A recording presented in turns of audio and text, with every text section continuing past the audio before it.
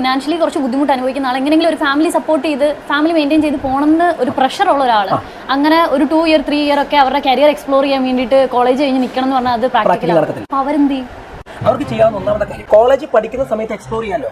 നമ്മളിപ്പോൾ കാനഡയിലും ഓസ്ട്രേലിയയും ന്യൂസിലാൻഡിലും പോയിട്ട് പാർട്ട് ടൈം ജോബ് ചെയ്ത് പഠിക്കാൻ തയ്യാറാണ്. എന്തുകൊണ്ട് കേരളത്തിൽ പറ്റുന്നില്ല? അപ്പോൾ നിങ്ങൾ സൈക്കോളജി പഠിക്കുന്നു, സൈക്കോളജി റിലേറ്റഡ് ആയിട്ട് എത്ര സെന്ററിൽ നിങ്ങൾ പോയി, എത്ര സൈക്കോളജിമാരെ കണ്ടു, എത്ര കൗൺസിലിംഗ് സെന്ററിൽ പോയി, എത്ര ക്ലിനിക്കുകളിൽ പോയി, എത്ര ഓൾഡ് ഏജ് ഹോമുകളിൽ പോയി. നമുക്ക് വേണമെങ്കിൽ ശനിയാഴ്ചയോ ഞായറാഴ്ചകളിലോ ഓൾഡ് ഏജ് ഹോമുകളിൽ പോകാമായിരുന്നല്ലോ, അവിടെയുള്ള കുറച്ച് കാര്യങ്ങൾ പഠിച്ചെടുക്കാമായിരുന്നല്ലോ. ആ സമയം ഉപയോഗിക്കണം.